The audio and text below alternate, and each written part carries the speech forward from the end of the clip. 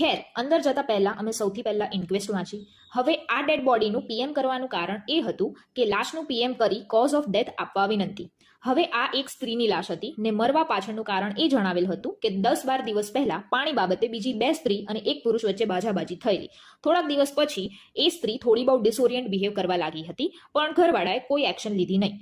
હવે જ્યારે આનું પીએમ કર્યું ત્યારે ખબર પડી કે આ બેનને બ્રેન હેમરેજ થયું હતું, જેના લીધે બ્લડ ધીરે ધીરે વેન્ટ્રિક્યુલર સિસ્ટમમાં એક્યુમ્યુલેટ થતું ગયું અને ધીરે ધીરે ક્લોટ થઈને લિટરલી બ્રેનના વેન્ટ્રિક્યુલર સિસ્ટમનો શેપ લઈ લીધો હતો.